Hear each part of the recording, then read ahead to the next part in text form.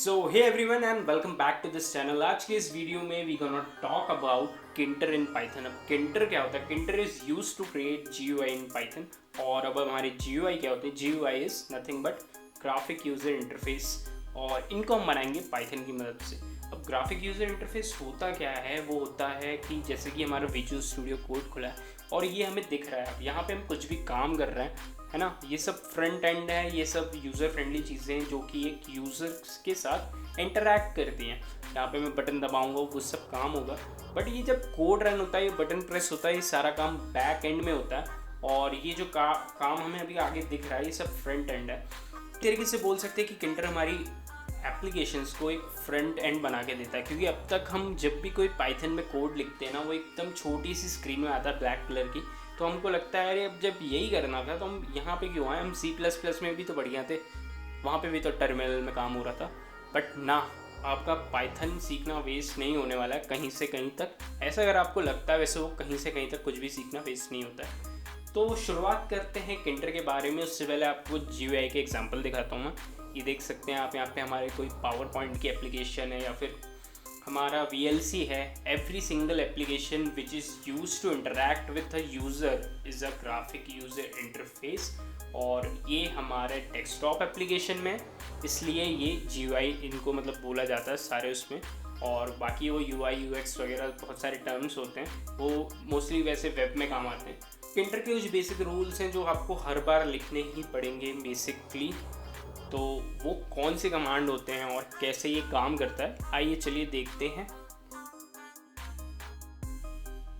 तो सबसे पहली बात, यहाँ पे हमारा किंटर जो है ना, वो बिल्ट इन मॉड्यूल है, तो हमें इसे कहीं से भी डाउनलोड करने की ज़रूरत नहीं है। आप यहाँ पे लिखेंगे फॉर किंटर, फ्रॉम किंटर, यहाँ पे आ जाएगा और हम यहाँ पे सब कुछ इंपोर्ट कर लेंगे। अब किंटर में होता क्या है, जो भी सारी चीज़ें हमें स्क्रीन पे दिखती हैं, या वो टेक्स्ट हो गया, या इनपुट टेक्स्ट की फील्ड हो गई, या फिर कोई बटन हो गया, एवरीथिंग इज़ अ विजिट। किंटर का एक रूल है कि कोई भी चीज़ हमें दिख रही है, सब की सब एक टाइप की विजिट ही होती हैं। और कैसे इस पे काम करते हैं, तो हमें यहाँ पे इसको पहले इनिशलाइज करना पड़ता है कुछ इस तरीके से, और इसको हम एक वेरिएबल बना लेते हैं रूट, जो कि हमारा एक रूट विजिट की तरह काम करता है। अब रूट विजिट क्या है, अभी हम जब इसको रन करेंगे आप समझ जाएंगे। अब यहाँ पे टेक्स्ट लिखने के लिए हमें करना कुछ नहीं होता, हमें एक लेबल नाम की चीज़ बनानी होती है और इसके अंदर हमें पास करना होता है कि कहाँ पे हमें क्या लिखना है। तो हमें रूट में लिखना है, ठीक है। रूट हमारा बेसिक टेक्स्ट का वो हो गया, मतलब एक बेसिक बैकग्राउंड, उसके ऊपर हम सारी चीज़ें बनाएंगे। एक फ्रेम बोल सकते हैं आप अपनी एप्लीकेशन का। अब यहाँ पे मुझे क्या चाहिए? मुझे यहाँ पे चाहिए टेक्स्ट, ठीक है। और स्टार्टिंग का प्रोग्राम है तो हम यहाँ पे हेलो वर्ल्ड लिखने वाले हैं, है ना। इसको करूँगा क्या, मैं इसको डाल दूँगा एक वेरिएबल में जिसका नाम रख देते हैं माई लेबल, है ना। और अब एक चीज़ आपको ध्यान रखनी है, एक रूल बना लो कि जब भी हम कोई चीज़ दिखाना चाहते हैं स्क्रीन पे, तो हमें उसको पैक करना होता है। किंटर में ये रूल है, आपने एक बार उसको बनाया, एक बार आपने उसको पैक किया, मतलब यहाँ पे मैंने माई लेबल बना लिया है, बट माई लेबल को मुझे पैक करना पड़ेगा तभी ये स्क्रीन पे दिखेगा।